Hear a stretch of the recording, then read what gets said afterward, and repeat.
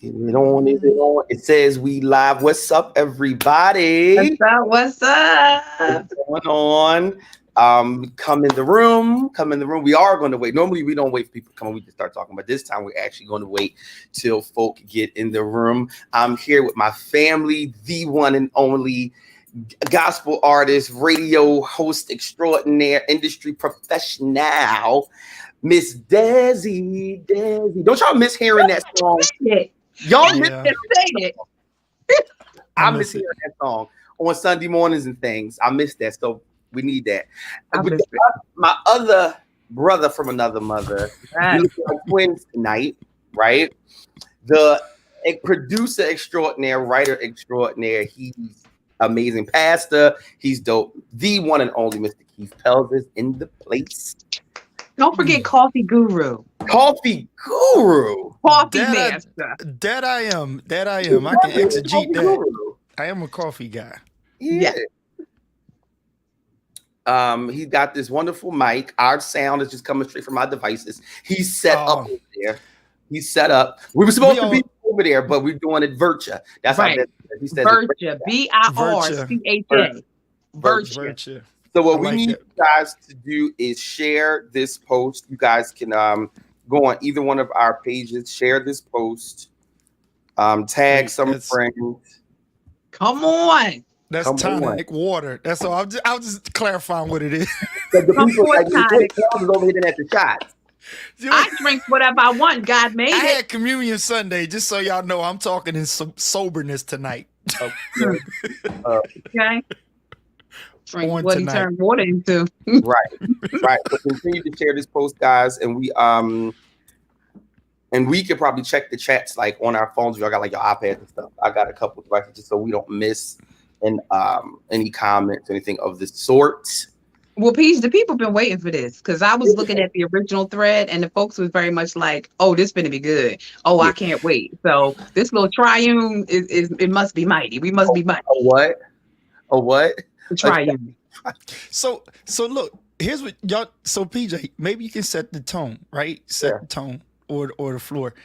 I'm the OG here, and the cool thing is, I did not watch the Stellar You didn't watch Awards. it yet? Mhm.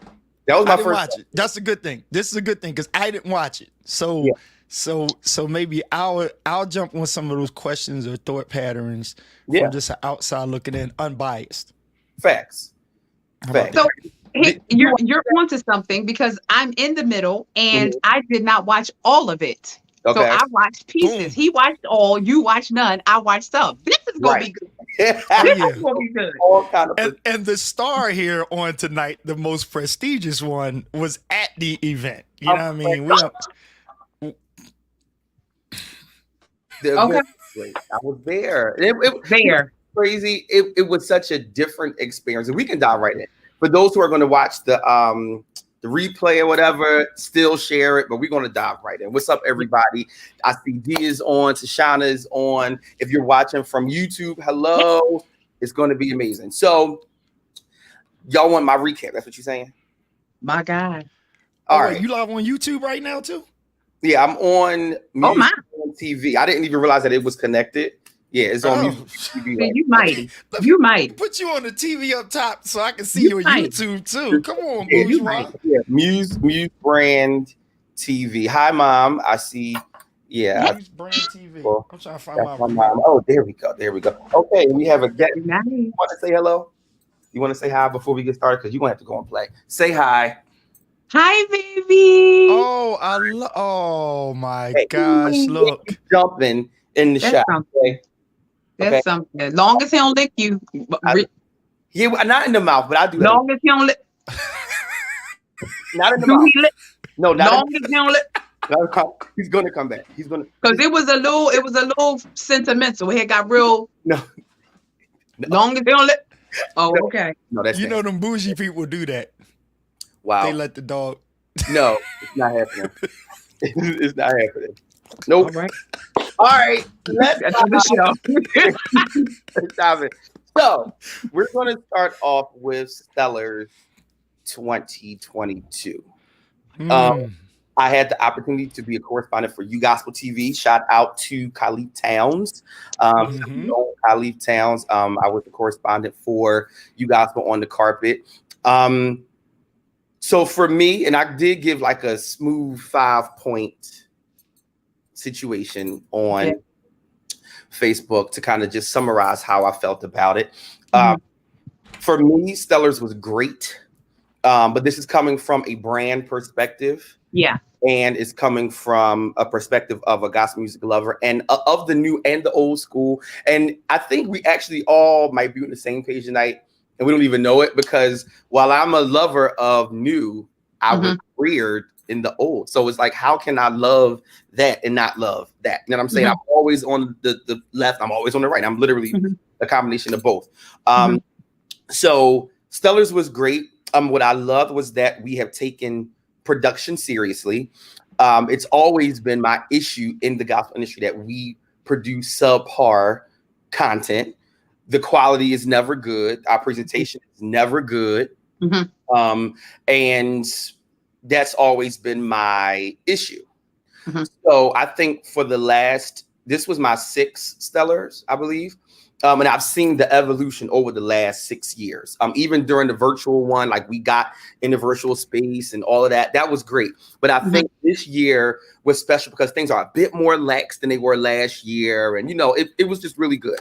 I absolutely loved the intentional collaborations. Okay.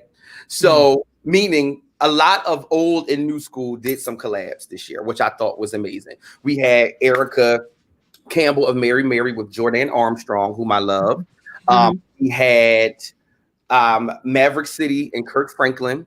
They're all 4, but they did a stop at the Stellars, which was crazy. Their last show was last week. So that was crazy. And they closed it out and completely killed. We had a mashup with Travis Green, Kalante, Gavin, and Daryl Walls, which was insane. So the collaborations for me, it was so good. And I thought that it was a fresh take on what we are used to seeing on the Stellars. We're used to seeing it being a specific way. We're used to seeing the same people getting the same awards, singing the same stuff. So this year was refreshing for me to see new talent up on the stage, and not AT&T stage. I was happy to see the new talent. No shade to AT&T stage, no shade, because I know what you're saying. I know what you're saying. Artists that deserve to be on the main stage. Jason Nelson, are you kidding me? Jason was on main stage. New artist Doe, who completely killed. Doe was from Forever completely killed this. So I was happy to see people take front and center stage at Stellars. I think the energy in the room was good. This was the first time that 2 females, kudos to y'all, hosted the show, right? Young females, Jacqueline Carr, Kiera Sheard. So for me, it was a great moment in the Stellar history for me. Was it Youth Day edition? Yes, it's been Senior Choir edition for the past 45 years. So I think it's absolutely okay to say, you know what, this is Stellar Youth Day edition. No problem. We're going to give y'all one compared to the 45 that we've had over the years. Right? So I think that was dope. So go ahead, Pels. So PJ, this is what I'm hearing, and I like this.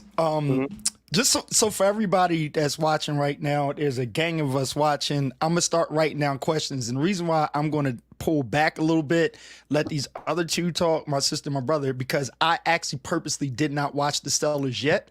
I am in the music industry, of course. I've been nominated multiple times, won a Grammy, been to the Grammys multiple times, been to awards and stuff. And as PJ is saying, and Dezzie knows, we have inside perspectives on what's going on. It is an entertainment industry. It is industry and is ministry. I'm just going to throw one question out here. Pastor Irvin Fryer has, NFL star. He's a pastor as well. And he asked a question. He said, I watched the Stellars, and a question that he asked is kind of what most people want to ask, and I'm just going to get this out the way. He asked was, y'all ready for this? His question was, Irvin, I'm going to get you. I watched the Stellars. What happened to gospel? Now, here is the thing, and I'm not reading his position one way or the other because he's a cool pastor. We're cool brothers.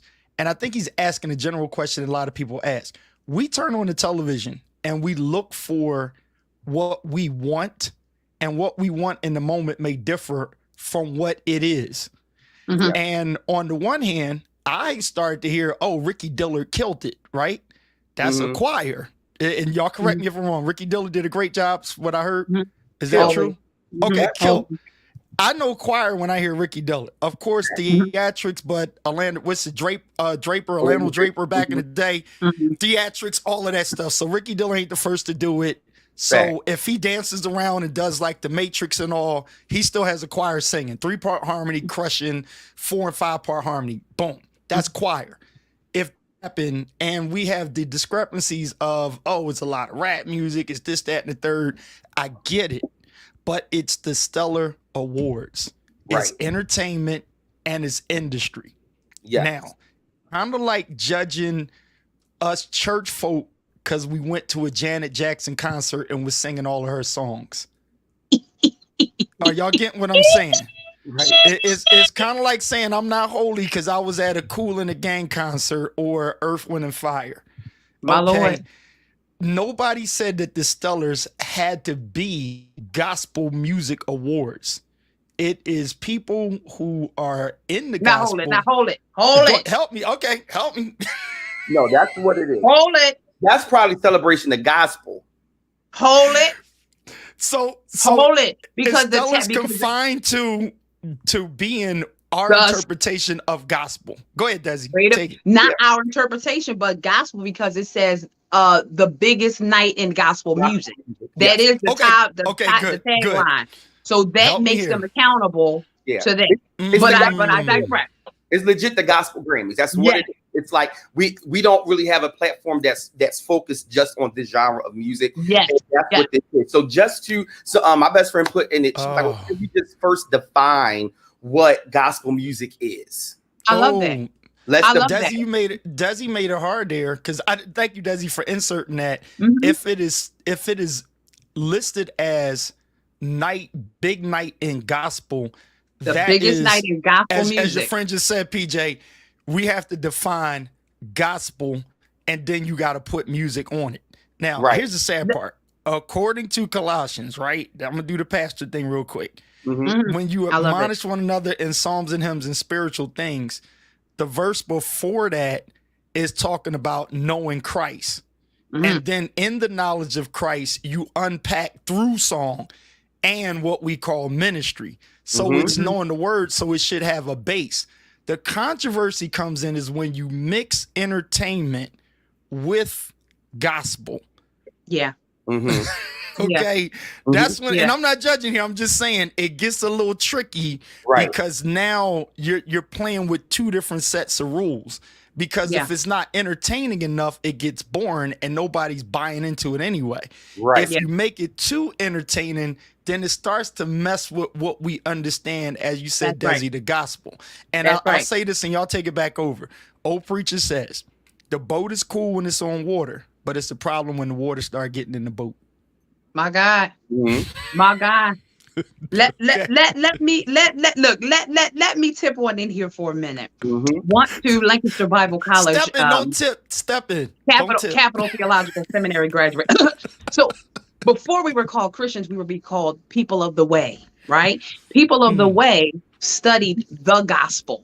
The gospel is the word, the message of Jesus Christ. So gospel music should be, and is, and was that night in different ways, music created by the people of the way to encourage people to become people of the way or Christians. So boom, boom, boom. Blanket, that's the gospel, right? When I was working, one of the most pivotal things in my career, working in radio, when I was on Praise 103.9, I had a conversation with someone that I will remain nameless. Y'all know the Sunday morning was my slot. I got all kinds of, between the fun and all the stuff y'all heard, I got all kind of nan and them calling me saying, you need to take that mess off of there. I don't know what that bippity pop pop pop you playing, but you need to take, as if I own the station, as if it's Dezzie 103.9. Okay. So there were meetings that I had, and this one particular meeting, I was told and clarified, our tagline says Philadelphia's inspiration station. That too. It does not say Gotcha. Philadelphia's gospel station. Right.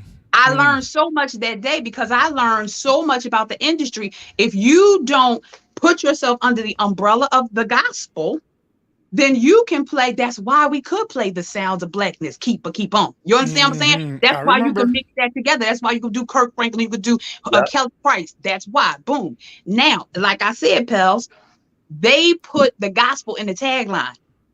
Biggest Right. night in gospel. So That's thusly, good. I it see. is their responsibility to cover all of the genres of gospel. That's the only misstep I saw. Besides the misstep we're going to talk about later, Peach, which is huge. Right. That is the only misstep because people who are of the way, people who are Christians, they all should have been fed on that night. And if people walked away hungry, then you said gospel. You didn't say the biggest night in Christian entertainment. Right. Biggest night in inspiration. Hold up boat. Right. You could have worked for Jesus. Technically. Right. As long as we said we was doing it for God. See, it's this fine line. No, it is a fine line. But I also think what we saw that night is very layered. And I got about 2 points that I want to make here. Come forth. It's very layered because number one, actually 3 points. Number one, I think come on, Baptist preacher. Right. No. I'm tired. I'm honestly worn at the fact that we keep containing the creator of creativity to a specific sound.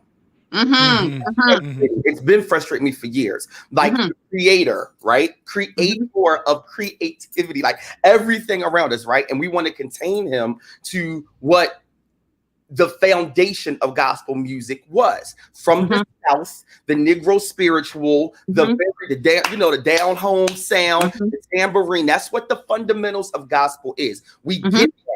But at some point, it's going to evolve throughout the years because the children that sat in the tent revivals, they got an interpretation. Yes. Those children were probably my parents. They got a different interpretation. I have a different interpretation of it now as a millennial. So we were the ones that was sitting up under Tony Moore and Jehovah's Chosen, sitting up under Scott Stevens and Christ Glory, sitting up under Zach Williams and Hype Praise, sitting up under Todd Tribbett and GA. We were the ones sitting up under that, right? Joy Unlimited. What? Say it again. Joy Unlimited. John We're showing our age now. We're showing our age. You award winning. Huh? Come on. Revolutionized. Go ahead. Anyway. So we were the ones that was sitting in the revivals all night. We were the ones that was still singing in the Sunbeam Choir, the youth choir. We were in that moment. So I feel like millennials have the best of both worlds, honestly. Those that come after us, I really pray for them because it's a little different. But we got the best of both worlds. We was listening to Timothy Wright, John P. Key, and Kirk Franklin and Dawkins and Dawkins. See what I'm saying? So you just proved my point. We got the best of both worlds. You just proved my point, though. And every time the Stellars comes on, there should be a conglomerate of all those worlds. Totally agree. Now, getting back to that point, because I agree. When you back up, gospel music, I really don't think that Christians, churchgoers, because that's really who I don't like churchgoers. I don't want to. Do we have to talk about them? I'm going somewhere. I don't like them either. But listen. Oh, okay. Because I'm a Christian. Go ahead. I am. Oh. Gospel music has such an advantage over every other genre of music. Every other. You have R&B, that's a sound. You have soul music, that's a sound. You got jazz, that's a sound. Gospel has the ability to have subgenres under this huge umbrella that we call gospel for him. It all goes back to him. In my opinion. PJ, listen, pick right back up on your point. Just grab it back. Yep. You know what's crazy? It just came to mind. When I was doing music in the earlier day, I'm remembering stuff that I like. Tell me what you want. My God, help. Tell me what you need. Now understand, that's a straight R&B song, but understand what it did to us. No, we started. that. Tell me what you want. Can right? you cut it out? The problem is we define gospel music based on a sound, and we don't distinguish it from, are we going to call it by the lyrics, the content, or by the feel of it? Right. Because here's what I found out in gospel music. Now, when I was doing my sampling back in the day, I was like, yo, the Hawkins got some daggone good sample stuff. Crazy. That ain't have regular church flow. Right. I'm talking the same people with the church songs that we all be grateful. Yes. Dig into the other albums and you find some stuff on there just as good as Usher. What is this?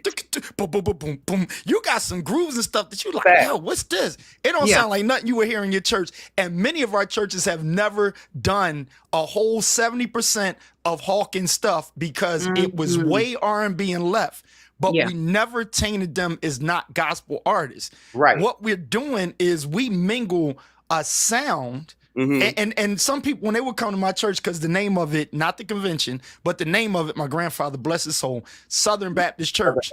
They expect when they walk in there that we're going to go, well, I'm so glad I'm a hill, you know, because they like, I want that good old down home gospel. So now we're starting to call it down home gospel, back in the day gospel. And if you think about it, gospel got like 20 different definitions. So when people in general say, where was the gospel music in it? It's like, what's your definition, back to the beginning, of gospel music? Because if your only perspective on gospel music is based on how you heard it, then when you don't hear it, you're going to say, it's not gospel. It's not gospel. Yeah, you're going to say it's not gospel. So it's kind of like saying R&B is not R&B. That's in the R&B category because it doesn't sound like Jodeci. Will make you feel like that made you feel. Yeah, you can't really do that. So it gets tricky. And I think what really separates people, so that people that enjoy the entertainment part of it, they can, if you basically, you defining it by the lyrics, move on. Because we can be here all day on exegete and stuff. You understand what I'm saying? It's some songs that we think are great that actually don't sit right with the lyrics. You know, one last thing, here it is. At communion, I got my church and a few other churches. Old mother used to sing the song, you ought to have been drinking the wine. And she said, you ought to have been there 10,000 years drinking the wine. And I'm done behind growing up. And I said, wait a minute. If the preacher just said about 2,000 years ago, how mother, there's an 8,000 year discrepancy. But nobody tested that song because it was good old church song that grandmama all them sung. And the thing is, that song, the sound of it will get by because of the sound, but theologically it's way off. Way off. But ain't nobody testing that because it sounds like they want it to. But yet they'll be mad with a new artist with sneakers and jeans on, the ripped jeans, that give you the correct understanding about it and say, that ain't gospel music. It is, because he's a little more accurate than grandma. Right. Exactly. And he's giving interpretation, just not in the look of right. The this, the that. You know what I'm saying? And to your point, and I agree with everything you just said. And I still love the fact, though, that we have so many sub-genres within it. Because guess what? When we used to go to WOW for gospel fun night with Nisi T for Green, we wasn't skating to Shirley Caesar, No Charge. That wouldn't happen. How we skating no charge? Long me off. How we you need a shout. You need a Kirk Franklin with an R&B sample. We need it, and that's what I'm saying. Like, we needed those moments where I think it all has its place. Yeah. And during the 70s, 80s, so we saw this progression happening. We've seen Thomas Dorsey, Beth, Father Gospel Music. We will always pay homage to him. We've seen it grow. It's Hawkins, it's Winans, it's Witness, it's Commission, right? Then in the 90s somewhere, you started hearing more jazz influences. So you started, it was Kirk Whalum merging with Jonathan Butler. Then you had Nancy Jackson coming with her saxophone. You know what I'm saying? Like, we've seen the evolution. Then early 2000s, Neo Soul was it.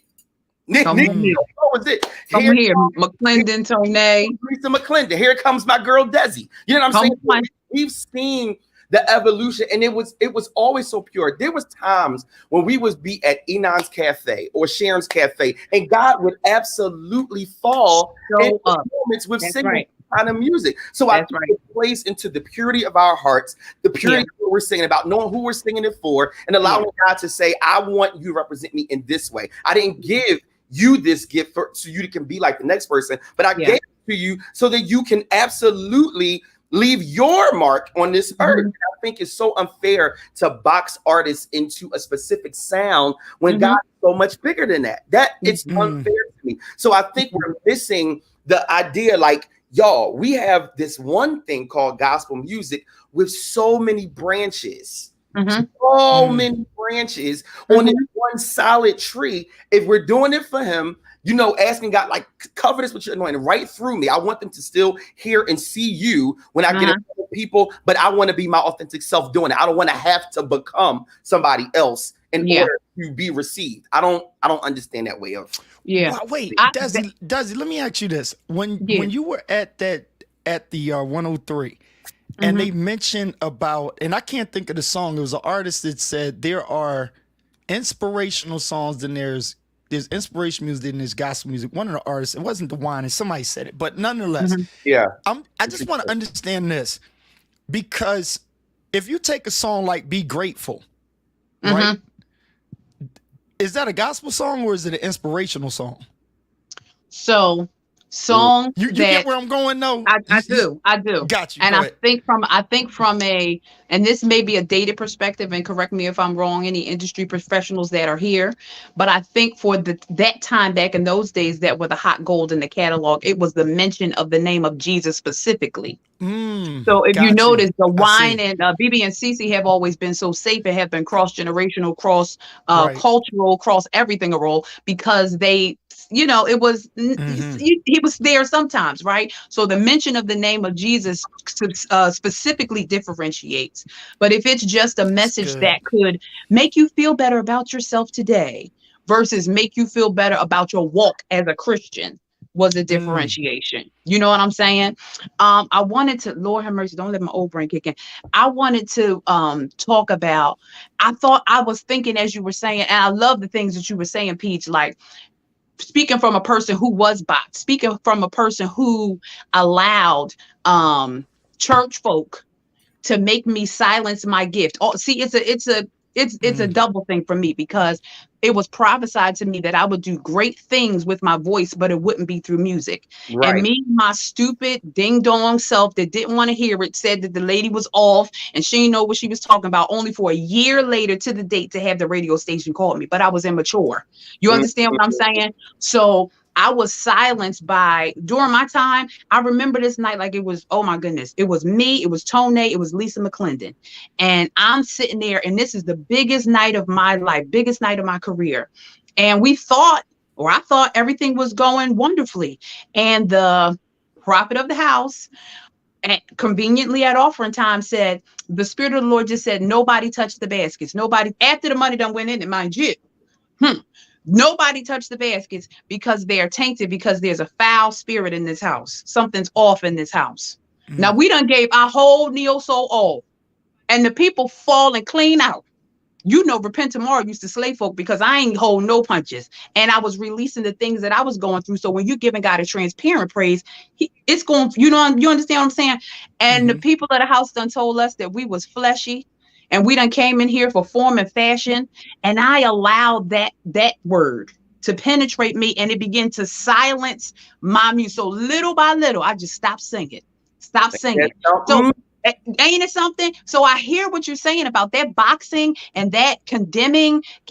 There's a light that's still inside of me. Every now and then I feel like I just want to write something because I know it'll bless the masses, but I still have that hum. And guess what? The folks don't call mother. The folks don't call mother for a feature. When the folks have if you're guilty, say amen. The folks don't call mother for a feature. If anybody watching, you didn't call mother for a verse. You know why? Because you're okay with mother talking and hosting, but you forgot that the light you first saw had an afro and a poncho. Had a what? An afro and a poncho. A poncho. That's what she said. An afro and a poncho. That's what she said. I like it. in her hair, speaking life, and a flower, this particular flower, which I still love.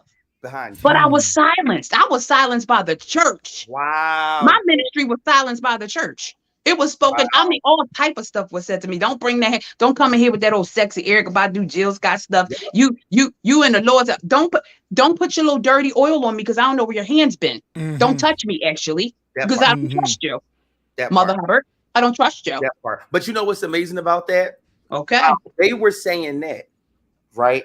There was a whole generation in your MySpace inbox. There was a whole generation sending you messages on Black Planet. It was a whole generation of people coming up back, sir. After, because that's what was out there. We didn't have Instagram. We didn't have all of this. People were saying like, "Oh my God, Dezzie, like you're amazing. You blessed me. You got me through this." So who do we listen to? Them or the fruit of your labor? Who do we actually? I'm always listened to the fruit, but it's hard because we grew up in a certain time too.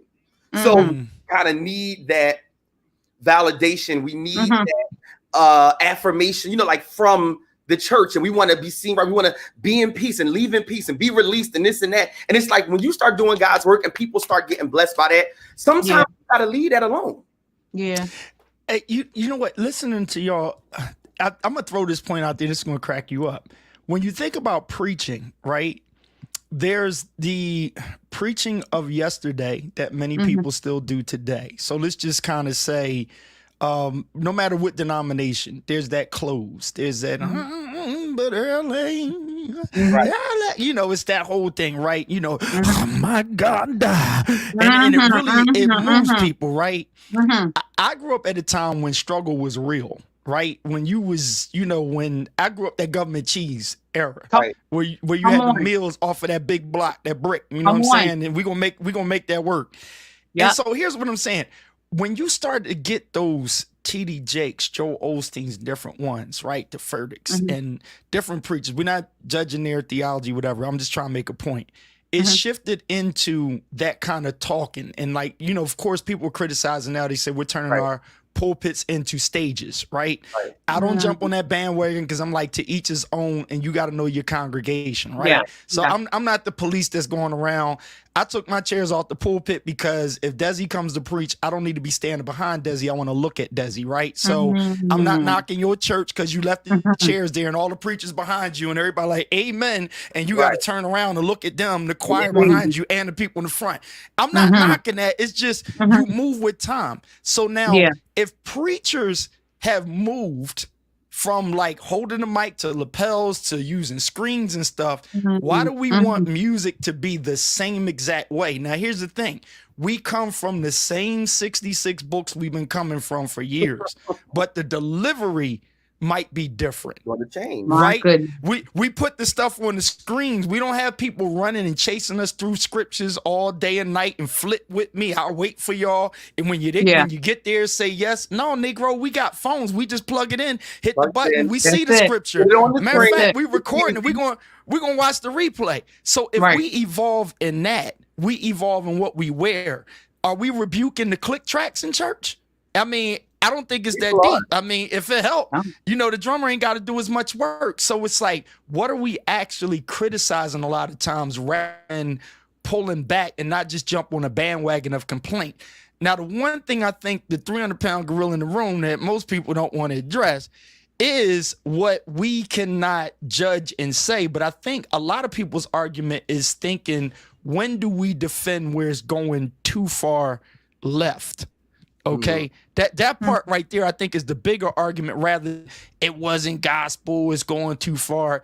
A lot of people are really just judging other people, and I'm just like, you understand what I'm saying? And I'm just like, I think that we have to be careful in the gospel industry aspect of trying to correct things, because even according to the word of God, that's not the leading.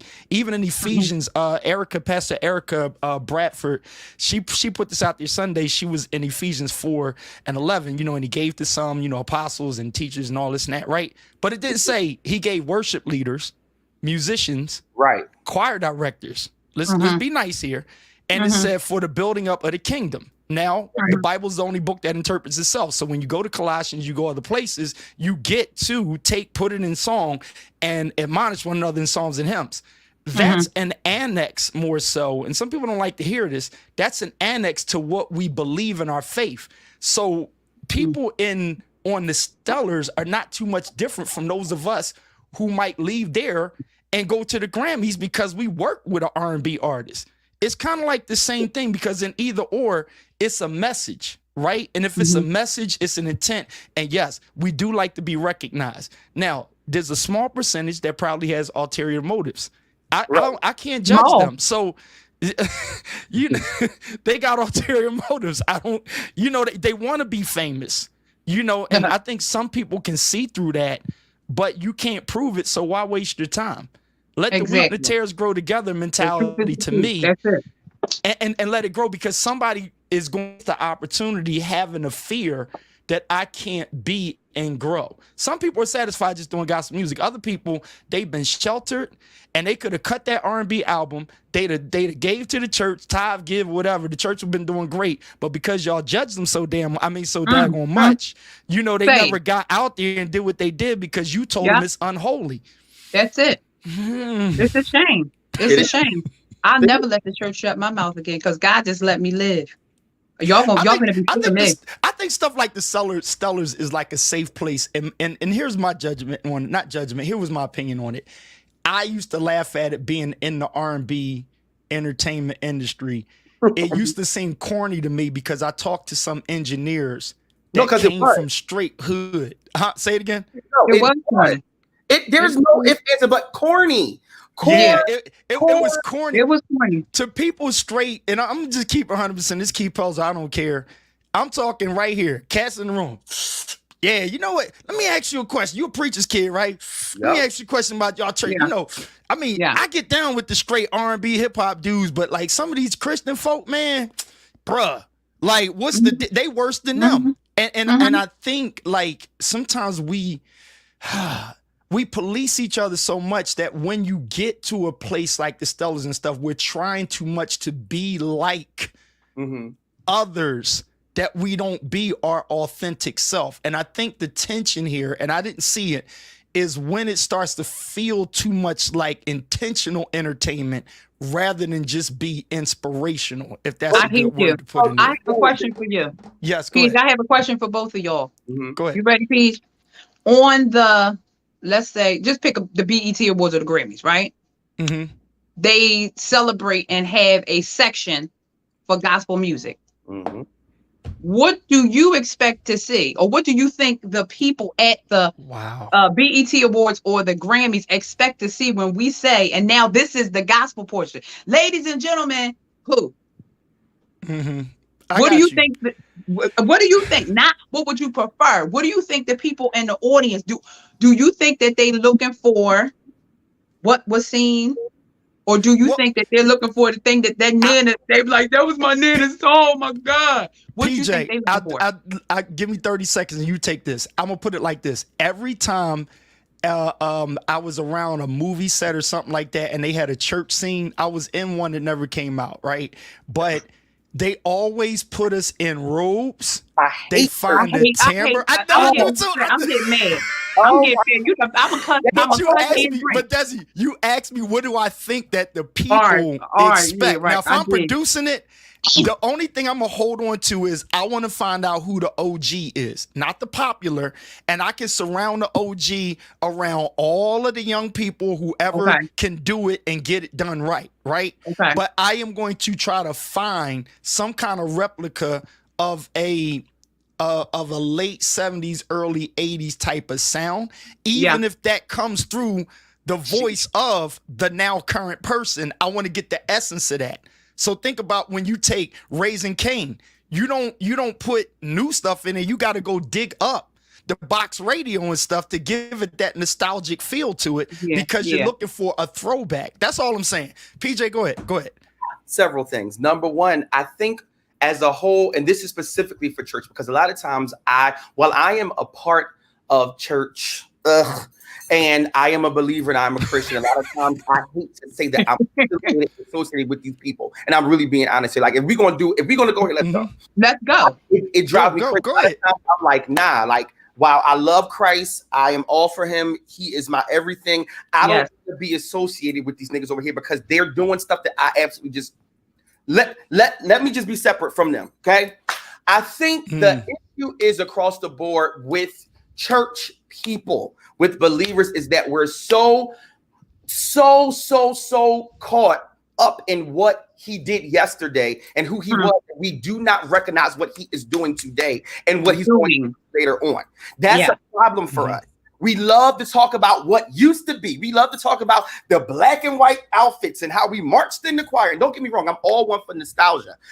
If you talk to me, I will talk about because of the walls of Jericho. That's the walls of Jericho. I will talk about back in the day for hours, but that does not hinder me having a conversation about what he is doing now through his people and on the earth. I'm so tired of it. Like, why are we still trying to live in the same glory from yesteryear? It makes no sense. We pay homage and then figure out what God is doing today. He's doing something different in the earth right now than he did back when those songs was out, back when Somebody Say Amen was out, back when Dorsey was there, back when the Clarks was popping. It's different. If we sit and take a moment and legit like realign our thinking, God, I thank you. Realign our thinking and say, you know what? Maybe I should be quiet. Maybe I should stop talking so much and really try to figure out if God is saying something different in this season. And if he's saying it through me and I'm not even doing it because I'm so caught up in what I was doing yesterday. There are so many artists who are bitter because they are not further along in what they think. Let's use as an example. Let's talk about Ricky Dillard. Why not? Ricky has been out for a very, very long time. Ricky has stood the test of times. Ricky has had intentional collaborations with modern artists. Ricky will sing you under a rug still to this day. There's a standard from this artist who is a traditional artist who is preserving the sound of quote unquote gospel music. He's preserving the sound of choir music. He's preserving the sound of the music that you are going to sing in your churches on Sunday morning. He's a example of that. So why isn't that looked at as this is Spark Notes? What is he doing to still remain relevant, but still remain authentic? That's right. That's he's right. still relevant, but he's still authentic to who he is. He has not anybody else. And guess what? Ricky is a DJ. Ricky is a DJ from DC who plays house music, who has infused go-go music in the majority of the songs that we are jamming to. Ricky knows who the hell he is. Des, you hit it right there. That's what PJ's leading up to, and Des hit it right on there. He knows who he is. I used to get asked a lot of times, so are you still doing music? Are you still this, that, and third? I'm like, yes, but I'm grateful for the era that I was in, and I know how to do something now, right? What I'm doing now, not touching the keys as much as I used to, is greater than what I was doing when I was playing music. Some people wouldn't believe that, right? PJ mentioned Ricky, and Ricky is like one of the dopest that still knows. If you compare him to, and some people can get mad about this, I'm gonna just speak equally about everybody. You take somebody like Ty. Let's take the Ty that everybody does like, right? Okay, I'm gonna be safe on that. Right. He's a creative. Right. He's when we talk about the GA days and all of that and back over Jersey, he was the creative. That's why all their musicians was hanging around and they're intertwined and intermingled on our records, right? Yeah. Because my stuff on the wall there, some of these plaques, Terry Tribbett is on that. You know why? Because we had a like-mindedness, but they evolved. So when he comes out with something that seems so far left, it's like the Negro always been left. You understand what I'm saying? When Kurt, the reason why you like a Kurt is because Kurt found a niche, and Kurt's going to come out, and you like, what R&B song is he going to flip next? That's what he does. You understand what I'm saying? And he also gave us when someone asked the question, why do we? Okay, but he evolved from that. Now, a Ricky, that's his bag. John P. Key, he's in his bag. He's not complaining. He's in his bag. I think a lot of people, their problem is it's like double dutch. They don't know where to jump in at, and they keep missing the time to squeeze in there, and they're standing on the side complaining when it's just like, listen, if you don't like it, you just don't like it. You understand what I'm saying? PJ, let me say this, y'all. The guy dropped this on me. We live so much off of precious memories that we miss the move and manifestation of today. That's all I want to say that I got from PJ talking. We always live off of precious memories. And when we live off of that, we're trying to find yesterday and we can't get it. You know, the only people that really can do yesterday, the people that are good at doing yesterday. So sometimes we need to jump into what is God doing now? You see what I'm saying? We're missing that. And for those people that are like, oh, we got to bring the hymns back in church, you got to look around your sanctuary and find out when lazy people don't want to sing. That's why you need a praise team, because don't nobody want to sing. It's something that's going on outside of just music and the industry part that I think is the bigger problem than the music itself, if that makes sense. Absolutely. You understand what I'm saying? Think about this. PJ was getting out the car looking fly as jacks, dope hat. And I'm like, bro, that hat. And we started rapping. We walked in and we go to Zach's concert, right? I know y'all can agree. That was a wonderful concert recording, right? Yes. It was because everybody was dressed up. We bourgeois, all of that. But it was wonderful. It was peace. Everybody celebrated. People was there from their own other groups and stuff. Right. They supported. We had a churchy good time, and we was relevant, and we was today.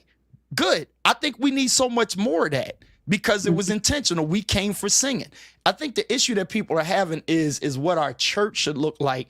And then we come out of church and then we look at awards and stuff and we try to make TV be what we think our sanctuaries should look like. Right. And that's not what it's supposed to do. You understand what I'm saying? I agree, but I also think that while gospel music, for me, gospel music is split. There is gospel music that will reach people outside the four walls, and then there is gospel music that is created for church. Yeah. It's created for services.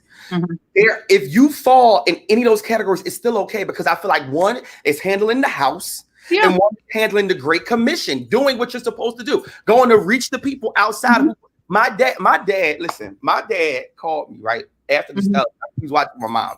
My mom was like, I want to see if they show you on TV. I'm like, Mom, come on. So him and my mom was watching it. As they should. My dad called me after Ty's performance, right? My dad called me and said, Tank, the boy who opened up with these horns, man, he killed that. What's his information? What's his? And I didn't even send it to him yet. He was like, what's the information? I want to put him on my apps. I want to listen to him. Guess what? My dad wouldn't have heard Ty if it was done on another platform, because my dad wasn't here.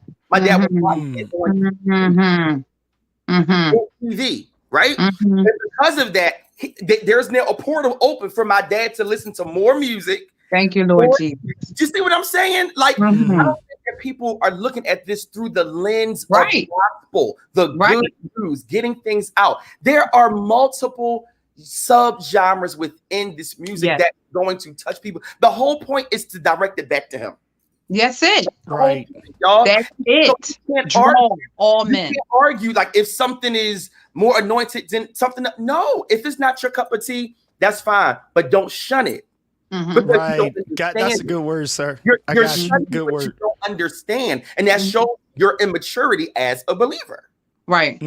But we keep elevating immaturity because of a lack of amount of people.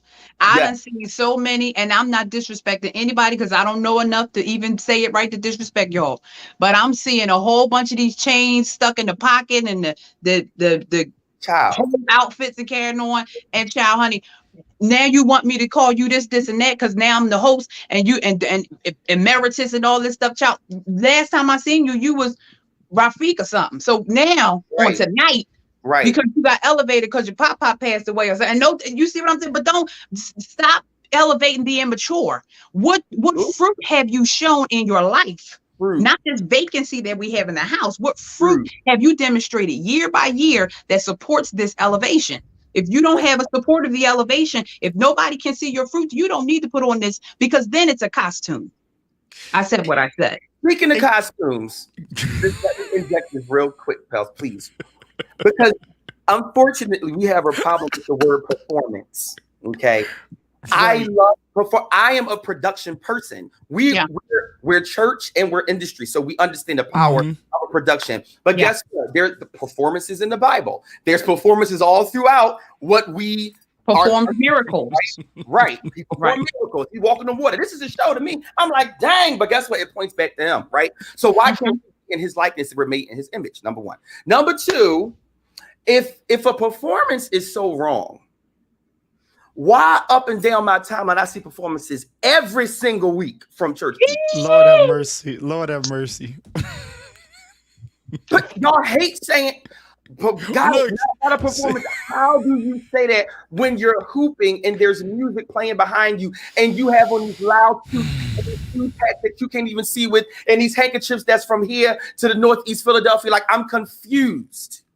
So you have to pick and choose your battles, bro. Like, you can't say these things because it doesn't make sense. So I will take an anointed performance over what I see on my timeline every from these clowns proclaiming that there's something that they're not.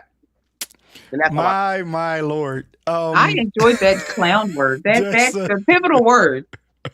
We have not checked in with the people. What the people's talking about.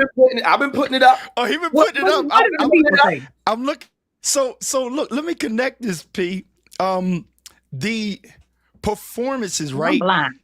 I think sometimes the argument comes into people think that television is actually leading when it just has influence, right? But influence is all over. What we weren't ready for is we're in a day and age where social media has hit us. And unbeknownst, like, look at it like this.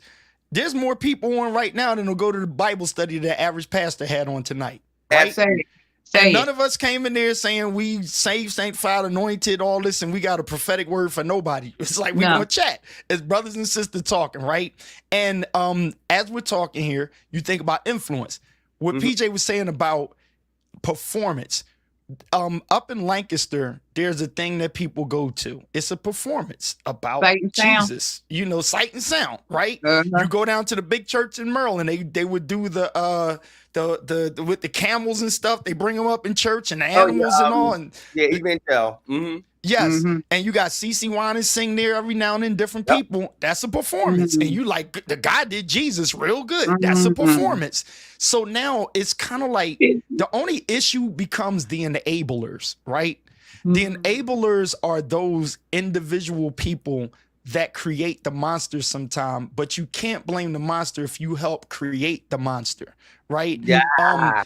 Somebody like Ty, you know what's funny I like about Ty? I never forget when this dude rolled down the steps over in Jersey, and you know they were doing the song "Sinking," and it was like it moved so many people to get the illustration of sinking. Now, at times, I think he's too theatrical? Absolutely, it's him and a few other people. I'm like, all right, dude, but it works for some young people around me at the time. They start listening, and the thing is, we're judging it so much, but then I think what the other part is, and I think Curtis Word is kind of alluding to this too. We don't take care of our own house, right?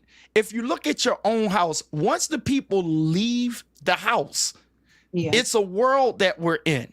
So it's better to control what's going on in the house and then be attached to the world in which we live in. So now what I never do at my church is compete what praise and worship teams are doing around, because I don't have a big praise and worship team. You see what I'm saying? And then because then you start to make one thing the young people told me, they said, listen, OG, the worst thing that some of y'all old heads do is when y'all trying to be too relevant. Just be you. Just be you, and we're going to have more respect than if you trying to be too relevant, because you're not me. So you're not going to speak my same exact language. Now, shifting to something Dezzie was saying, and I agree with this, and maybe this was Shift Tones and said it, is if we're going to call it gospel music, right, Stellar, like put in and recognize a segment that pulls the essence and highlight it. So Yeah. so I don't know if now's the time, PJ, if you want to bring out what Dezzie mentioned to us that we missed. Wait a minute before you transition Go ahead, there. go Before ahead. you transition there, two things that I want to mention that I think would have been amazing. Maybe Go three. for it. One, Go for it. gospel by the decade, where you transition the whole performance, the whole night. R&B does it all Gospel the time. by the decade. You They go do it from all the the time, right, 70s. PJ? They do it all the time. R&B does it all the time. That would have been amazing. Another thing, do you know how we, from a sampling perspective, Pels, how if somebody in new school gospel has used a sample from original Crouch, original Hawkins, y'all thought y'all like this song? Well, let me show you where it came from. Old school, new school, a battle, Nice. That's a happening. many verses, huh? That's happening though. That is That happening. last part, not the verses, but what I love about today is, again, us millennials who grew up on both sides of the fence, we're now redoing this stuff. Corinne Hawthorne had she redid "Speak to My Heart." It's called "Speak to Me." Good. You see what I'm saying? Good. Very good. There is something happening in Very good that people are missing because they talking too much, and I think we're judging ourselves out of our witness. Yes, right. yes, We're yes. judging ourselves out of our witness because, again, it goes right back to him. I'm not just doing this to do it. I'm doing it because of my foundation and because I know what I want the end result to be, and it's going to lead y'all back to him. So my final point before we go to the elephant in the room, because this is about to get serious. Just like on jobs, those of you who work a day job, it is mandatory by the state of, I'm in Pennsylvania, that every organization has a DEI committee. Diversity, equity, and inclusion. The gospel should be no different. That way, everybody is happy. You might not get booked, Father Abraham. You might not get booked. They might book Shamika, but diversity, equity, and inclusion is important in the gospel music, and that's my final on that. No, you're absolutely right. So I think what also is good. God is so dope because we've for years I sat and watched the Stellars from like when they first started airing. It used to be on channel 48. If you in this area, it used to be on channel 48 or 69. Come on, young man. You tell. Come on, young man. I love them. I love them. Channel 48. Miguel and how about this? It used to have tons of secular hosts. Let's put that there. Okay. Yeah. Miguel Nunez hosted 1 year. TC Carson hosted, I think, in like 97. Did Donnie Simpson hosted or something? I don't know if Donnie, but that probably would make sense. See what I'm saying? So look, watching the Stellars all of these years from my home, from my childhood home, and now being graced enough to be there in the midst of everything, and in the middle of it, it's such a different perspective, right? It's a different moment because you get to see why things are the way that they are. You get to see what people are. People are home judging, and they don't really understand what's going on, like at all. And this is by no means, this is a disclaimer, this is by no means a bashing session for gospel industry, for church, or for Stellars. We honor and we respect all of these entities. And again, I think this year's production was just that, a production. It's not a church service. Stop trying to make it a church service. It's an award show paying homage to a genre of music. That's what the Stellar Award is. Okay. But I love the fact that, again, we had those intentional collaborations, and they're listening to people on their team because things are changing. I don't think that's just coming from Don Jackson. I don't. If it is, good job, Don. Okay. Now, it's coming from the millennials he hired. Go for it. This is what I'm saying. So what I would love to see, I think it did go a little far right this year with such a huge amount of contemporary performances. I'm not mad at it. I'm just speaking the elephants. Right. It was a lot for somebody who's like, it was a lot for somebody who's used to Dottie in them. Right. You see what I'm saying? This is the thing. This genre of music needs the Dotties of the world and the Does of the world. This genre of music needs the Marette Brown Clarks of the world, and we also Jonathan McReynolds of the world. This genre of music needs the Ricky Dillards and also the Kevin Lemons. We also need the Mighty Clouds of Joy, and we also need the Soul Seekers. See what I'm saying? So we need to stop looking at this as such a division and understand y'all are doing something that I can't do because I'm graced to do it this way. Yeah. And that's what I don't think people are doing. I can't do what the Williams brothers is doing. I'm never doing that. I can't. Not doing I can't. I can't do it. So it was a lot for the older generation to digest. And I think there needs to be, being as though this is the most celebrated, the biggest night in gospel music, we absolutely have to incorporate all facets of the genre. Definitely quartet, definitely choir. We covered that. Now, another elephant in the room, a lot of people are like, well, why? A lot of our older artists, they don't even know more, they don't make mention of it anymore. You got to understand something. It's not so much that they're being excluded. A lot of these people have moved on to pastorship. They've moved on to so many different industries. Great point. They're not singing anymore like they were. A lot of these people are legit pastors. They're worrying about their church and they flock and their kids, i.e., Clark sisters. Kiara is now taking right. Even the Clark sisters are very much so still relevant. There are people who are just not doing it that way anymore. So you gotta again be quiet and really figure out what's going on. Smokey Norfolk still doing music, but I work for Smokey Norfolk for his church. Not Smokey Norfolk, the artist. Right. Smokey, he's looking at the next generation and putting out artists on his label. Isaiah Templeton.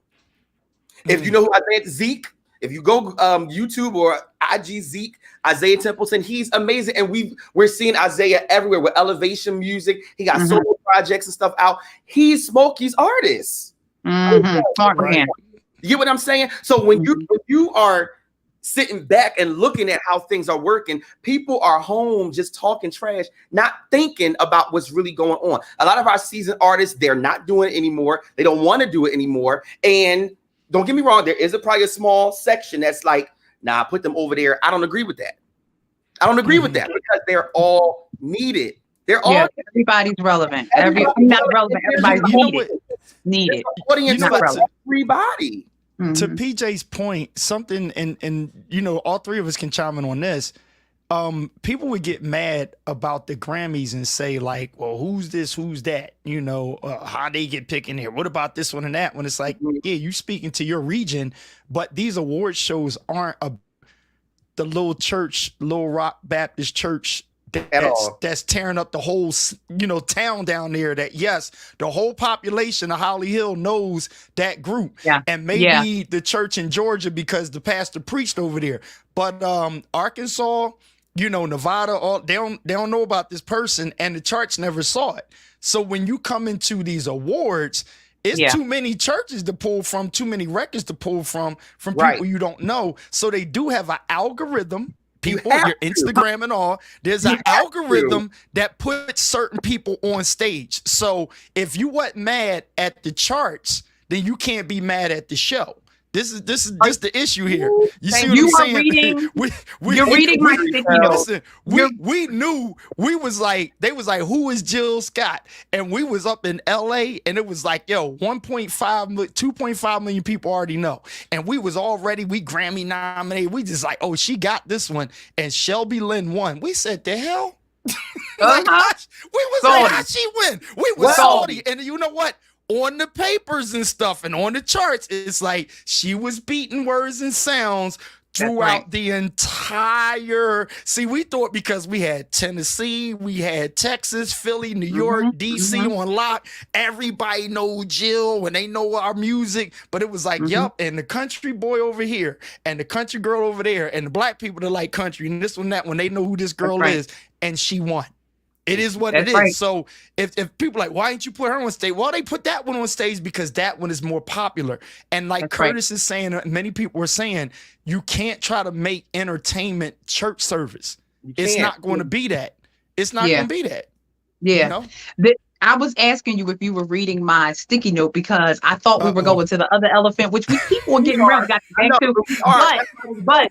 But listen, I have on my notepad ROI. And for those people who know business, you know that ROI is return on investment. And so you got to remember that the Stellars they had to have sponsors too, because we know that the church don't give like it's supposed to give, and so they had to do corporate things. And when you do Put corporate our things, center screen. Come on. ROI is very hello. Come on, because y'all know I know the business. Okay, Exactly. so if your sponsor says I will give you $400,000, but the person that I want you to endorse, I need them to have a minimum of 200,000 followers, a minimum of this, reach this many people, have performed this many times. There's so much that goes into selection. There is a debt that has to be paid at the end of the day. We're not even talking about the scratch my back and I scratch yours to make sure that a network stay alive, which I also know very privy to, which I don't support everything, but that's a whole nother lie.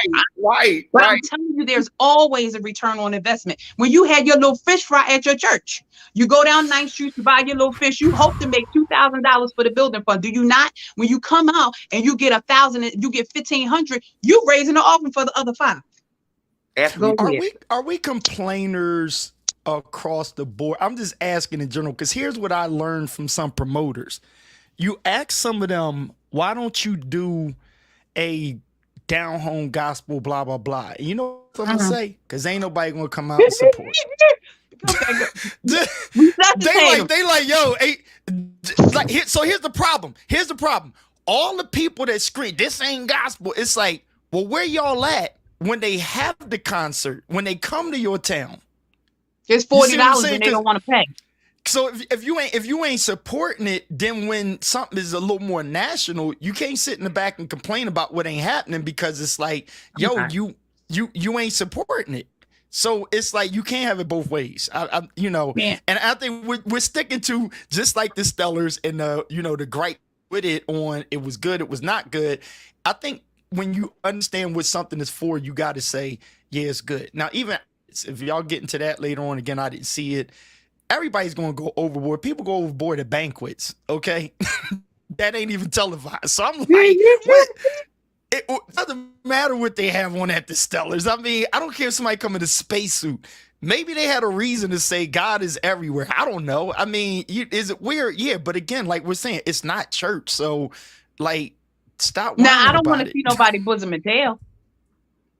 No. I don't see nobody bosom and tail. It happens in church, though. That's the other problem. They do. I don't want to see nobody bosom and tail on the stage. I don't want to see nobody long sleeves and a thong on a stage. On the stage, got you. Anything that is distracting. Right. You can wear body con, but don't let me see your whole tits and your top of your butt crack. I don't agree with that either. I think we ain't doing that. Everything. If you have that dress for a date night with your spouse, by all means do that. But when show it. I don't think that you should be distracted at all. Right. But that's not just us millennials, because I've been absolutely distracted by some of this aluminum foil that I see some of these old heads wearing. Correct. And monkeys in a party hat. And the monkeys in a party hat. Who do I look at? What's that saran wrap? Who is saran wrap? Monkeys in a party hat. Yeah. So I don't. And again, I don't even. And honestly, I don't want to seem like I'm bashing it, because again, if that's what they do, that's what they do. I'm just not a part of that culture. Reynolds. Again, it's distracting for me. Distracting. Reverend Reynolds rap. I can't tell y'all. It drives me crazy, because I think we're singing for so long and going to so many conferences and concerts and services and sitting in these services. I know what you're about to say. I know what you Come on, Apostle. Come on, Apostle. We're sitting in these services, right? I'm so tired of Holy Ghost. Like you beating up the people who are going to be your successors. That's it.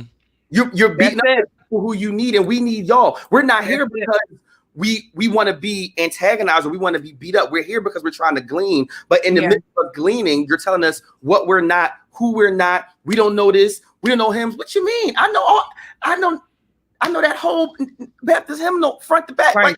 Like, you know what I'm saying? So it's like I'm tired of that being the narrative and then that transitioning over into the gospel music and everything. Yeah.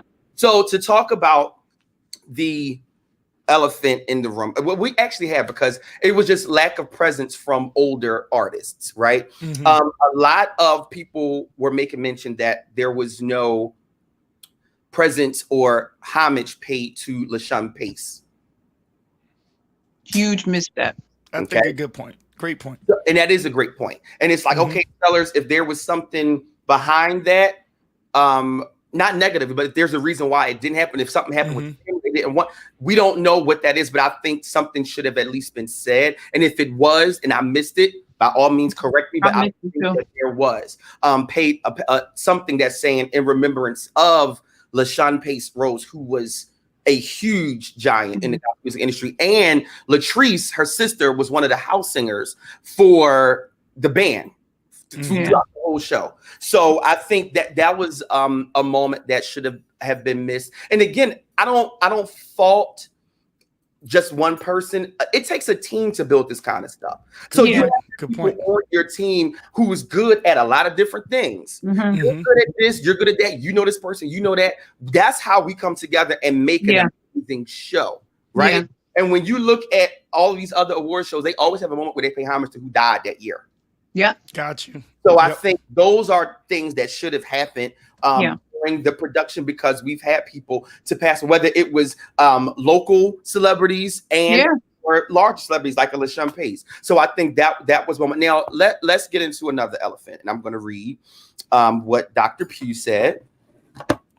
We have already touched on it, but we need to touch on everything that people have been talking about. Okay. People have been talking trash. Okay, whatever. All right. So this is what Ernie said. Ernie said, a moment of transparency. By the way, my platform, my view. Well,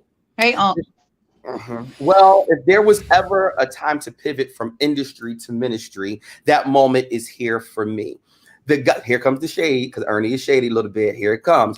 The National Hip Hop Awards ceremony, formerly known as the Stella Awards, and you didn't have to say that, Ernie. The Stella Awards have given us a clear indication where the focus of their platform and audience lies. They sent a clear message to those of us who have been in the gospel music industry for 15 to 20 years that we are no longer needed, wanted, or welcomed on their stages anymore. Perhaps the powers that be feel pressured by sponsors and or advertisers to adorn the gospel with an element of entertainment. But whatever the case, the writing is on the wall, and do not plan to sit around and await my demise. Please understand, as a creative, I will forever create music and release it to the earth and affect the flow of my worship, because by no means can these systems of the world stop destiny and purpose. It's simply time to differentiate the difference between industry and ministry. I promise to keep the main thing, which is to advocate the kingdom of God, not agendas that are rooted in idolatry and greed, viewership ratings, in parentheses. My heart goes out to all of the forerunners who are being silenced on various platforms in which they contributed time, energy, and resources for decades. Sadly, it's the end of an era and the beginning of a movement. Not mad about that. Those of us who are wise major in ministry and minor in industry. It's all good. It's all God. Bro, you know what, a couple of things I got from that, and I watched, somebody was live earlier. They're very deep into exegesis, the Bible, the word, and all that. And I was like, cool, I'm glad I'm on with y'all, because I don't want to deal with, getting to a biblical study on the Stellar Awards. It doesn't make sense if you ask me. So now when you get down to Ernie, and got me called Ernie, James. Call that man Ernie. James, Danny Sutton's in here. Danny. Danny, y'all say a prayer for PJ. No, but listen, it's funny. When I think about Ernest Pugh, right? First of all, I'm kind of like, all right, dude, you're not like one of the OGs of gospel, right? Number one. Number two, when you're almost giving, and this is attacking him. This is just saying, artists got to watch this. If you put your faith, hope, and trust in a platform, you almost show bitterness or lack of creativity, and all that you sing about, trusting that God will make a way out of no way and all of that stuff. You don't subject yourself to bitterness when people are paying attention. Also, when it's saying, oh, you send a clear message on the stage that you don't want us no more, well, there's still a church to minister in. There's still like your own live that you can do, right? You can evolve. Sometimes you got to give to get. You can make accessible, and a lot of people, they rate they take their significance and they pull it down and subject it to success. All right, catch what I'm saying? They take their significance and they undermine it. Success, because success is, I want to be on the stage where so-and-so was. Well, if you never get on the stage, can you live in significance?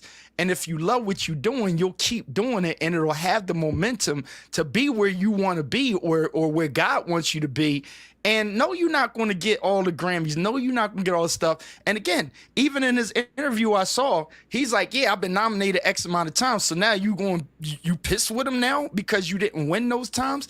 I mean, be happy for the person that won and you was nominated. I've been nominated a ton of times. And I'm like, talk heavy, pal. Talk heavy. Listen, I'm celebrating the people. I got a Tiffany joint over here. That joint tarnished from nominations. But I'm celebrating the people that won. It's okay. But listen, when you start to show that you're bitter, it starts to say you wanted some kind of success that you're not getting it, but you want it in a place that's industry. Pastor Sutton said on here, people don't understand ministry in totality, nor do they understand industry in totality. You can never fully understand these things. So sometimes the gripe, don't speak on the behalf of everybody for your own bitterness. That's the thing I'm just looking at, like, because you can start to influence people to think, oh, it's all jacked up. No, technically it was what it was from the jump, and it has to evolve. Go ahead, Dezzie. Let me dip in real quick because you said something. No, take it over. Just take it over. That you said something that really made me think. So PJ and I, we have this in common, which we said earlier. We gave up our gift because we allowed ourselves to succumb to what the church said. The tone and the undertone that I hear, and Unc, I love you, but the tone and the undertone that I hear is that something was taken from you. I feel a cuss and a praise simultaneously. How is that possible? Anyway, get the cuss in first because the praise will cover it. How the hell can you allow somebody to take something from you and feel as if you're insignificant? We gave away the opportunity, but God in his infinite mercy thought it not robbery to bless me with the gift of radio that totally changed my life. And while everybody was going like this, I was going like this, and they was like, Dezzie, is that you? And I'm like, I'm coming back for you. I'm going to interview you. I love you. And guess what? They met me on those stages. Here's what we forget to do. We forget to align, and we forget to, like you said, help people advance. Everybody, well, not everybody. Most people know that I have not been on a gospel stage in a singing platform in years. Everybody that has been on a gospel stage in a singing platform, they immediately get in my Rolodex, and they are immediately, now not everybody, is referred for an opportunity. That's alignment. Right. That says, I believe in you. That says, I believe in your gift. That says, I don't have, and this ain't no finder's fee. I ain't nobody's manager. You want a gospel artist that does hip hop, call so-and-so. You want somebody who does this. You want somebody who do balloons. You do this. That's alignment. That's saying, I believe in you, but it also makes the celebratory moment that much sweeter. And you don't have to say, oh, remember, tell them that I was the one that told you to get on there. Remember? No, I remember the phone call, and you will too. Because it probably happened in the midnight hour. Come on, PJ, when God dropped a little something in my spirit and reminded me to say something to you. So how can you feel pushed out?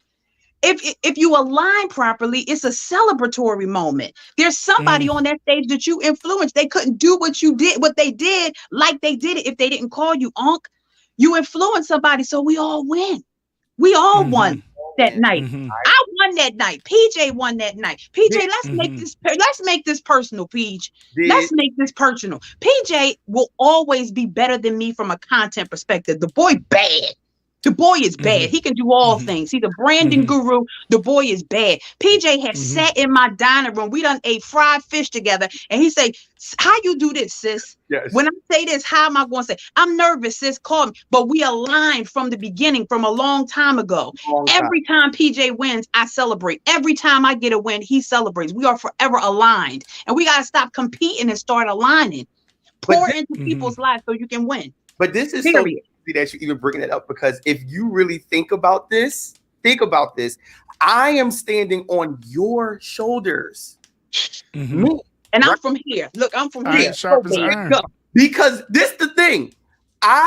This time, 2015. Come on. 2015, I was standing on the other side of the carpet, holding your stuff, watching you interview David Tamala, all them people at the Hollywood Confidential, which was Steve Jones' event, right? On the other side, watching you, gleaning, taking your picture, hold whatever you needed. I'm there because first of all, I don't mind serving, but I glean and I watch and I'm like, yo, like there's an element of what she has that God has graced me to do. I have to stay at her feet. Whatever she need, I got her. And to see what happened this year, it's like, I hope I made my sister proud because you did. I'm literally doing what she's been like, no, Peach, do this, do it this way, ask this question. Like, that's the moment.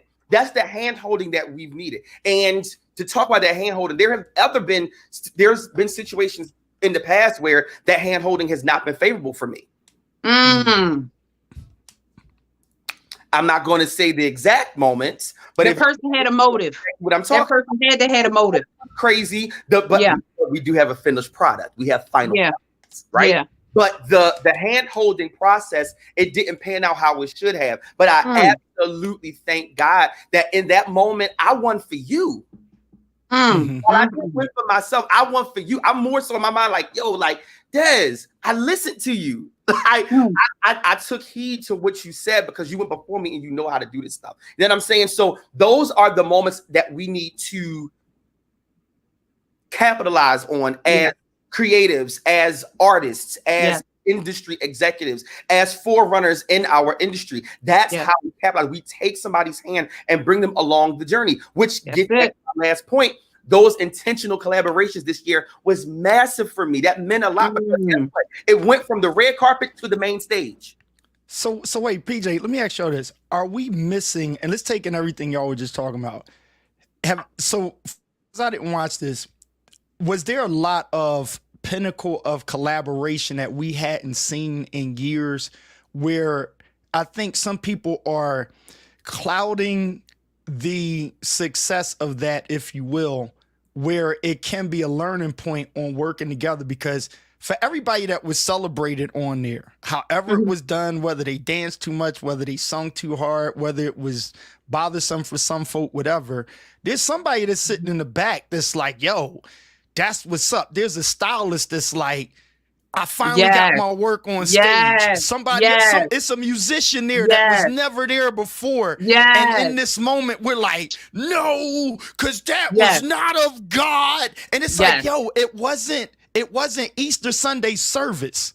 You got what I'm saying? It wasn't a baptism service. It was a celebration of industry stuff that goes on, it keeps going. It's your person that was in your church. I saw somebody in the comments said, and somebody's comments on another platform, they said one of the musicians there was one of our people or something, or somebody that got nominated or something, and they were happy about it. They like, I understand y'all gripe about the whole thing, but I'm sitting back there saying, you know what? One of mine was up there on stage, you know, so it's a background singer that a mama's really, like, baby. my baby was singing on there, and we're like, oh, it's jacked up, and we need to change. I'm like, Lamont Sanders. Shout out to Lamont freaking Sanders from who absolutely sang on the show.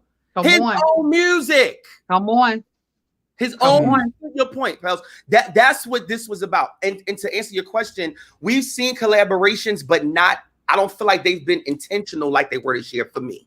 Okay. They weren't that intentional. So we've seen we might see like one or two, but over the last couple of years, they have had good collaborations. But in my mind, it was with the who's who of today versus the vets and the newbies.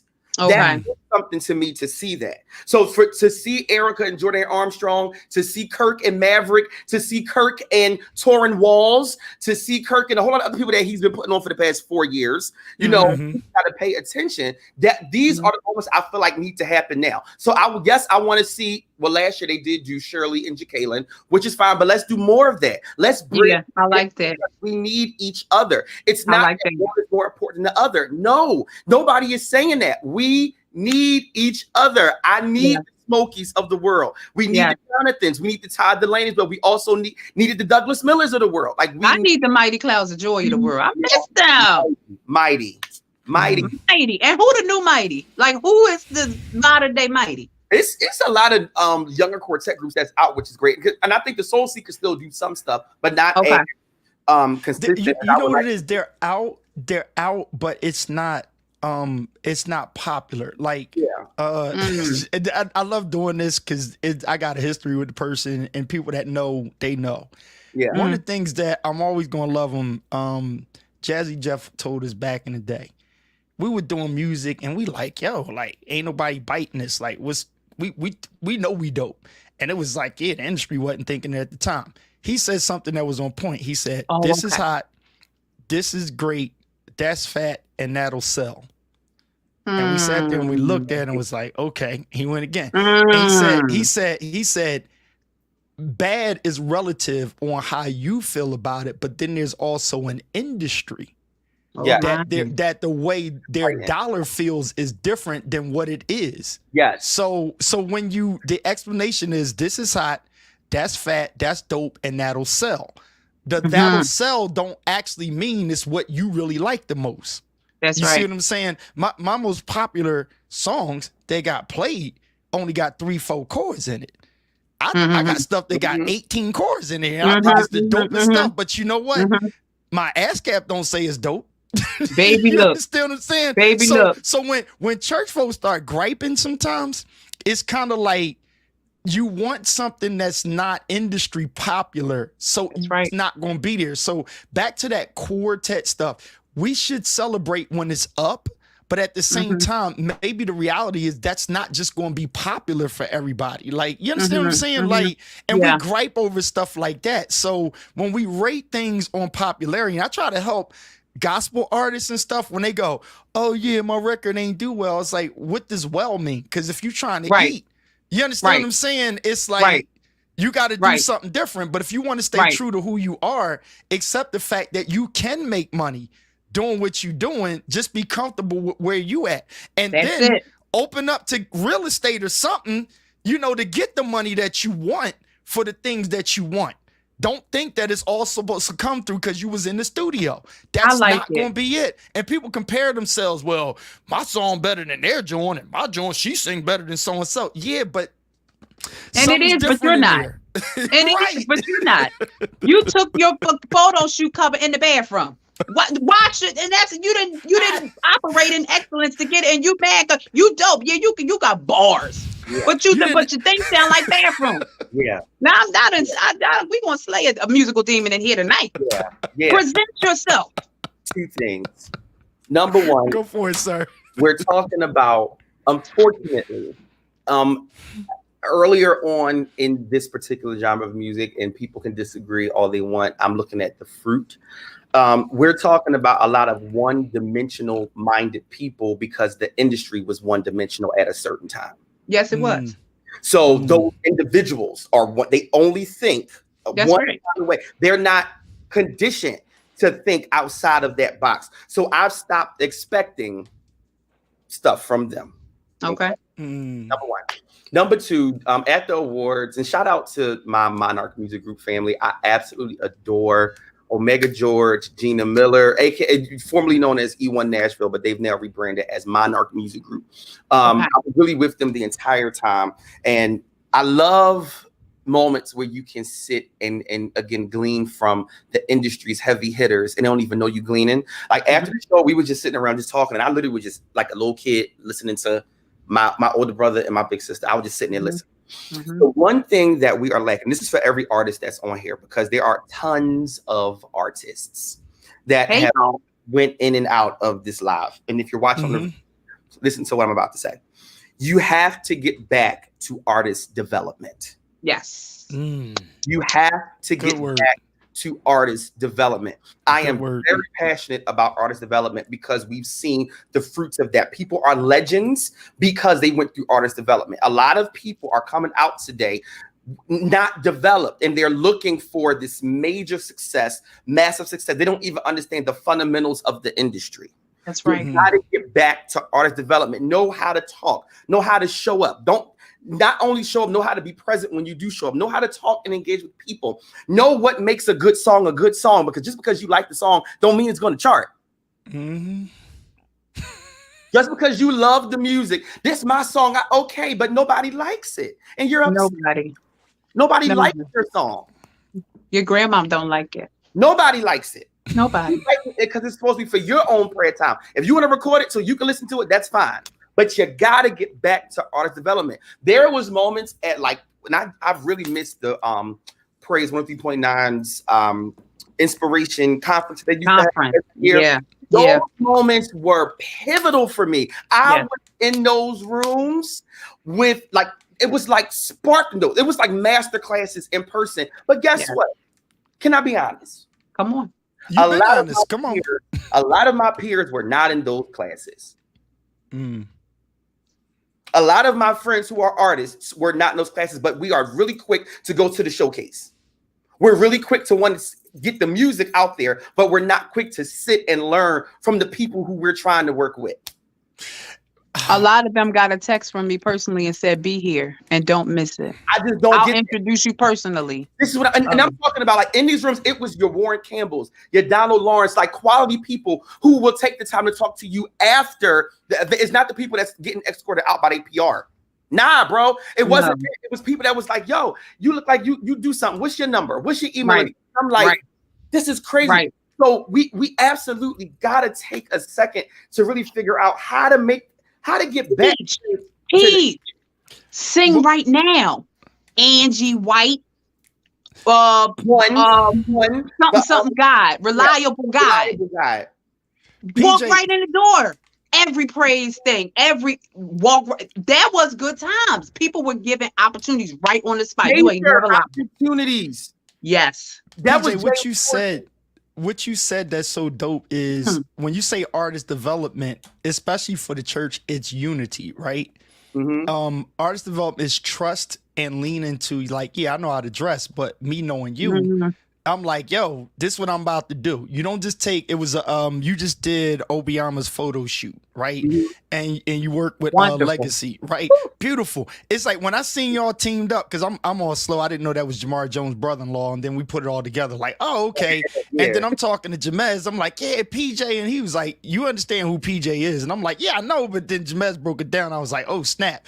And it's like artist development means that we're all working together. It's unity, right? So when you have unity, you have people in areas that you don't know. And the reason why you need them is because you're trying to get somewhere that they're in doors that you're not in.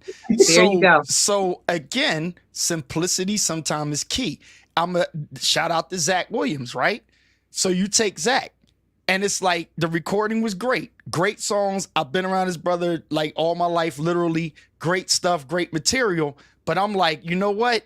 That Jehovah Jireh is just so simple. It's got one line in it, and it's the bomb. He gets with Aaron, Man, whoever. They put that back together. Is amongst the choir. Is that the best song? Shh, probably not. It don't have to be. But again, back to Jazzy Just point. This is fat. That's hot. That's dope. That'll sell. If that's what you need to get into the door, then you get to a place where you do what you want. You understand what I'm saying? And then you got to remember, that's why Kirk Franklin's got a style that he does. And I'm like, yo, his system is he drops you that R&B connection, right? And then he puts in that theologically based song that's more teachable, but he gets you in right here. You don't even care what it's saying. You're just like, that's your dope. He reel you right in, and then you get into the album. Now, another said artist, I don't like the single, but I'm like, I can't knock that one song. The one you save comes to worship you. Take me out of here. And I'm sitting there like, yo, that joint is dope. But the leading thing is like, it got other people in. It didn't get me in. But it got the other people in. So it's what you said is industry, right? It is. And if you're going to go industry, you got to learn to trust. And when people say, oh, I'm doing me. Well, doing me might be hot amongst your congregation. But out chair, CHAIR, out chair, different story. And if that's what you want, you got to get into what it is. Now, the anointed, saved, sanctified, cranktified people will probably judge it and say, that's selling out. You call it what you want, but don't sit back and wish you was on that stage and think you're going to be Mr. Super Authentic, because you're going to get judged. It is what it is. It is what it is. So the essence. My favorite song is Holy God, sidebar. Yeah. Yeah. Holy God slayed me in my living room recliner. Mhm. Is that It's is 2 that minutes and like 4 seconds. okay? I You didn't know listen what to I'm the talking whole about? album. I ain't listen Listen to to the whole Holy album. God and be Okay. ye therefore ready. It's meaty. It's meaty. Okay. It's meaty and Gotcha. it's We were short. just talking about you, Ange. And it's hey baby, and it's followed Yes. by the Savior. It's the one right before Savior. I'm telling you this, when Clean up. I heard that saved, I got you. I agree. I and the agree. thing is, when you understand that there's a song that another person has maybe recorded, and you connect with that song, and you go and say, you know what, I need a version of this. It's okay to do that too, because that's not Ty's song. That's a remake. I think that's an African artist, Come on. but he understands. Like when you hear it, you like, It It's took something me somewhere. it's something on it. Yeah, I'm It's saying. something on it. So it's again, this is such a needed conversation. And again, make sure that you all follow all of these amazing people. Follow Dezzie. Follow Y'all follow PJ and Dezzie. man, get out of No, here. we 'Cause I'm no. What following did them. we just say? Align. Mother don't play that. Align and Here- support and pay the full fee of what each of us charge. I'm gonna go ahead right here, okay? Because some of y'all in here gonna be calling PJ and asking for the special tomorrow because I heard what you said and I wasn't in the room and I need to be in the room. What can you do for $99? Not much. I can refer you. Not much. Mm. I got to pay the man of God. I paid the man of God. I'm sorry. We'll talk about this later, but there's a lot of stuff that you've done. I didn't know that your fingerprint was on, and Amazing. and Flesh and Blood have not revealed it to me. But when I heard about it, I said, "Oh, now I get it." Yo. And they was like, "Yo, he's the bomb." I'm Man, like, "Okay, I got it." I love working with amazing people. I love collaborating with amazing people. So as soon as I wanted to say something, Dezzie saw my post and was like, yo, like, maybe we need this. She sent the text out and I'm like, all right, bet, we on tonight. It's simple. Yeah. You know? And this is what you do when you're aligned with the right people. Stop hanging around. I always say this, stop hanging around local-minded people when God has given you global vision. It will never work. It'll never work. And Mars is on here. Don't ask for extras when you go visit her. Pay the full price and Full tip. price. Full price. Tip anointedly. Full price. Tip anointedly. Full Pay price. the coins. That's it. Don't stop asking this man for the bonus package. And I know your aunt. Oh, that's you know your sister. I know what to do. How about that? You both know. Here's my new question. No, professionally or personally? And they say personally. I say, okay, what's my daughter name? What's my youngest name? Pause. Cricket. You don't know. Cricket. You don't.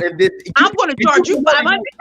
You gonna know the youngest. Yo, y'all. This has been such an amazing conversation. And again, we're getting ready to like bring it and tie it all home. But again, this conversation was only to shed light, shed perspective. It was not to bash anybody or anything. Again, we're leaving this conversation understanding that intentional collaborations is how we're going to get through this next season. Understand that we need the old and we need the new. And guess what? Neither side should judge either side because we need each other. More collaborations. Less chatter and more collaborations. So for our final thoughts, because it is getting late. We still got 56 people on here, so they still listening to us.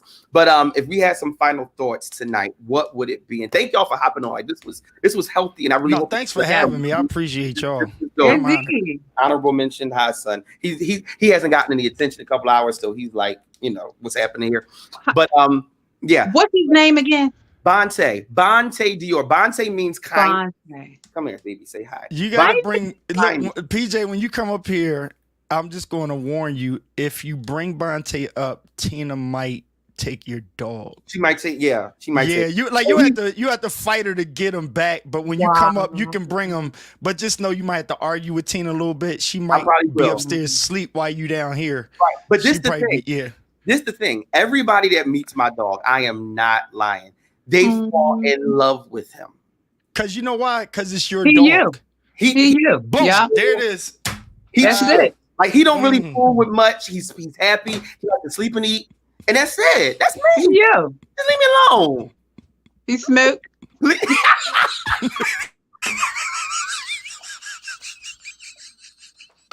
Snoop Dogg.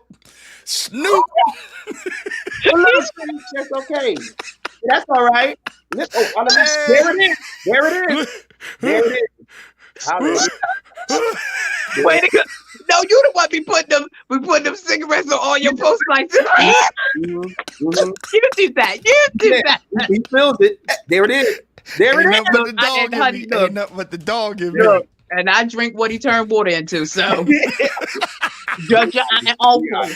Be honest. It's Right? a whole cellar in here. It's a whole cellar in here. Y'all are crazy. Hey, So look, we had why, Go ahead. why Bro. First Lady Pelzer get recognition for being at the Black Wine Festival? Come on. Come on. First, I you said, turn water into it. Come on, Jesus, I'm listening. Bird. Come on. Come So on. any final thoughts tonight? Des, you go first. Ladies first. What would that be? My final thoughts would be I just really want to hone in on that diversity, equity, and inclusion. If it is a corporate mandate, it has to be a mandate in the gospel as well. We got to make sure that people are what's the word? Properly represented. And everybody's feelings won't be able to be catered to. Somebody's going to get hurt. There will always be collateral damage, especially in the business. Always keep in mind that there's always an ROI. There's always a return on investment that's going to be necessary for the thing that you like to continue to happen. As long as the business. And then that final thing I said, alignment. Yeah. Put people on. If you just keep on putting people on, keep elevating people, keep helping people, I'm telling y'all right now, I never worry about my children. For those of y'all who know me personally, almost the whole month of July, I was in the hospital. I never worried about my children, not one time, because from the industry all the way to the down the street, when I sweep the people leaves, they're going to take care of my babies. But the only way that you can be assured of your future is that you have secured your past. And you do that with love, and you do that with care and concern, and you do that by assisting and helping your brothers and sisters. So just align and put somebody else on. You don't dim your light by shining somebody else's. So let's just be better to each other. Let's be kinder. That's all. Right. That's right. Well, what's your final thought, man? Listen, you know what? I'll try to keep this short. Being a pastor, right? And just growing up in church, I've seen a lot in my years. And the Bible says David, after he served his own generation, he fell on asleep. Find out your generation and maximize to that generation, right? We have children. Let the children be who they are and who they are becoming. Be there with the help. We're transitioning to what's called wisdom, which means wisdom is you go and you seek wisdom. The Bible says you seek it. So people are going to seek wisdom. There are people that aren't. I think sometimes we bully teach people when they're not ready to learn. Children are growing, and the world is, even if I was just an R&B unsaved person, I could have my gripes with the music industry because it changed from where it was. Right. Well, our children, church has changed from where it was. This is what it is now. Figure out what it is and always remember the power of message. Always remember the power of message. And in that, also example. Jesus said, you'll know my disciples because they love one another. And so those of us who understand love, I think we gotta put down what hasn't been thrown out there. Most of the pastors I'm cool with, we ain't got no beef and shade. We just haven't connected, right? And sometimes there's that phobia, like, well, I don't know if I can talk to PJ because, you know, he's special, he big, he know everybody, he might be bougie. It's like, nah, he cool. Dezzie, she might be, you know, better. No, find out and connect. It's not that hard. So like y'all saying, it's all about collaborations, connections. And it's also, I just gotta say this, it's stop trying to teach when people don't understand, right? There are a lot of people that are teaching on everything. It's like, let me figure out how to drive the car. I didn't ask you to teach me right now. Let me crash or something. I'm not going to die. And then find out if I want to learn. If I want to learn, I think we have to be ready for the word and the space of the word, and then let people live. That it sounds strange. Some pastors, people be like, Keith, why you say that? I'm like, no, let people live. Like, if you like wine, go ahead and drink it. Stop worrying about, because when you worry about people, then you're going to end up drunk. You understand what I'm saying? You're going to end up wasted because you can be like, what the hell with all of y'all? I'm going to do my thing. You know what that is? That's because you worried about what everybody's saying. Go where you going and figure out your why, because God is still going to be there. The word is still gonna be where it need to be at, and we gonna be good. I think we're gonna be all right. We just going through a time of learning, and I'm right about it. I love this. I appreciate y'all, and I'm looking for more. Yeah, for sure. No, this is absolutely dope. And my final point, I actually want to talk to the old heads. I want to talk to y'all. For those who are still in ministry, for those who are wanting God is speaking to you to start even at a young age. I always say this is purpose at every single age. You got to remember that it's purpose at every age and every stage of life. But I want you guys to know we honor you. And I'm talking about all millennials. We're not your enemy. We're your kids. We're your grandkids. We're your nephew. We're your niece. We're become some of y'all best friends, honestly speaking.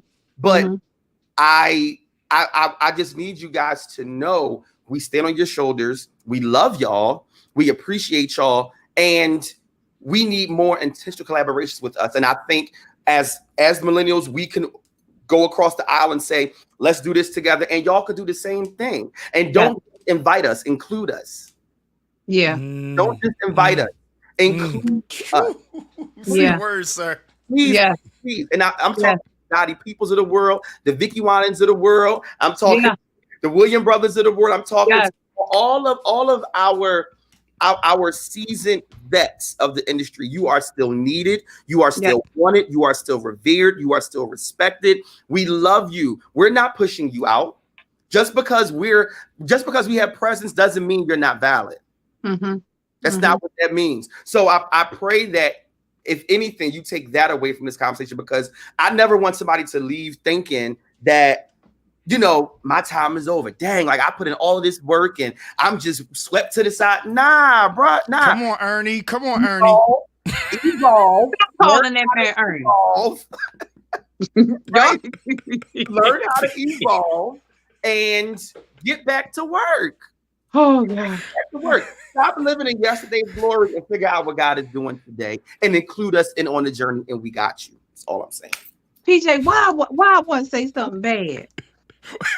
Yeah, I done left on a good. You feel it in your spirit. What you saying? Nigga, I might have to say something else to close it good. Go ahead. If you can sleep with the young people, you can.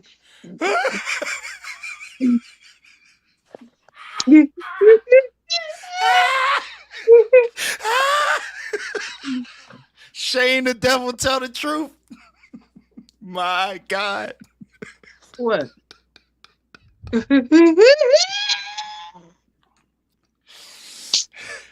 That's a whole nother show. That's called, listen, I have a thing about, I call it where we landing the plane at. Where you landed the plane well, at. We just landed somewhere real sketchy from that last time. We didn't land. We actually jumped out and we parachuted down.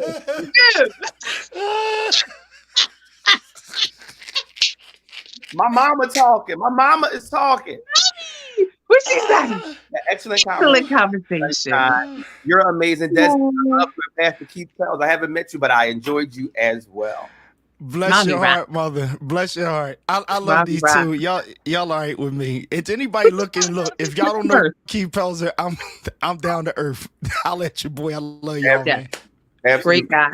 But y'all, thank y'all for this conversation. Thank those of you who have been on since the beginning. There are some people who legit was here for an hour and 47 minutes. But it was a healthy conversation. And again, we are not leaving on a bad note. This is not a bad session. This is not this is a session where we're talking in a healthy way to hopefully bring more insight and opportunity to an industry that we are all so passionate about. We are all passionate about gospel music. That does not mean we don't listen to other kind of music, because that woman Juanita Bond said something the other week and I didn't understand that. Because I absolutely listen to Frankie Beverly. I absolutely listen to Nick. Indeed. I absolutely listen to everything because I'm an artist and I need musical influences from other genres. I still listen to Biggie Smalls. Come on, Whole nother conversation, right? Baby, look, sorry. Whole nother conversation. Baby, that thing knocks. Yeah, and the people talk about shoes and things. So we might have to do something else, because I absolutely love y'all and I love our chemistry together. So this was really good. It was really good. But again, y'all, be kind to one another. Be nice to one another. Saints, Please. stop making indirect posts about one another. Leaders, please lead properly and stop acting crazy. Like, stop, y'all. Please stop. Please. Yeah. We got Yeah. enough of that with the older heads. We don't need that. The old heads, we didn't been through them GMWA moments, and we've lived there. Let's grow from there, and let's evolve and be different. Let's leave it right. Yeah. Dezzie, take down topics, because PJ just dropped a ton of topics that's relevant. Put them down. The post innuendos, they are the worst thing ever. Just say it. Just say it to the person. My God. Unless you're going to have a healthy conversation about it, just say it. DM them. This is so good. I don't know who this is for. Singles, wait, real quick. Singles that are on here, Soul Chat, the return of Soul Chat. Be ready. It's not on here because this is something totally different. This is PPD. How you like that? PPD. But Soul Chat, it's on the way back, and I will have what God turned water into. So you better be prepared. I like that. He said it. No, that was dope. Artists, my sister Tamil says this all the time, but artists, don't post and status yourself out of your career, please. Ooh. Listen to prophets talking. Don't. Please don't. Don't. When you're an artist, and it's y'all, it's so many statuses that I delete. It's so many statuses that I delete because I'm like, PJ, this is gonna come back to haunt you. Shut up. Go to bed. Okay, just stop posting so much of your opinion because it's absolutely going to bite you in the butt in the long run. Like my brother said, labels look at this stuff. People who want to work with you, want to hire you, look at this stuff. And there has been times when people don't hire simply because you're messy. That's it. You might have all the skill in the world, but because you're messy and you are going to taint my brand, we can no longer be affiliated with you. My. So please. Just stop. Just stop. Call your friend. Text it amongst yourselves. But everything ain't for Facebook. Talk to your dog. Everything is not for talk to the dog. My. Please, we don't do messy. We do ministry. We do good stuff over here. And that's just how we are. So make sure y'all follow me, Instagram, IAMPJ Owens. Dezzie, what's your handle? YABIGGIRL, your big girl Dezzie, and big stands for beautiful, intelligent, and gifted. God, y'all do that. I have always wanted that. Man, she does it. You and Moshe are like the queens of that. Like y'all could be like, Dezzie. Like, how do y'all do that? Man, Pels, how can we stay in contact with all y'all? Please. I don't even think y'all understand who was on this live because he's playing it real low. He really is. He really is. Pelzer, but I need y'all. No. He's Need y'all. a major part of the soundtrack of like straight up of life, early 2000s. That whole neo soul movement. That's right. The Kendricks, the Jill Scotts, the Music Soldier, like that's the guy right here. There's also a special on TV One. The history or something of neo soul. I was on the couch with the dog watching the Keep was on my television, being interviewed on TV got it taken down. 15 got it taken down. I think they took the part. I talked to one of the producers. 15 shut that joint down. Well, he was. Shout out to 15, my brother, my cousin, family. But 15 was like, listen, y'all called our name wrong. Oh my God. You gotta fix it. Y'all gotta do something. Well, follow his body of work. It is amazing. You probably got 1 billion of his tracks in your archive already. I mean, he does. He's speaking. So thank y'all for hanging with us. Relationship, y'all. Go ahead. No, I was just saying relationship. That's what it is. We love y'all. Appreciate y'all. Have a great night. Thank you. Peace. Peace.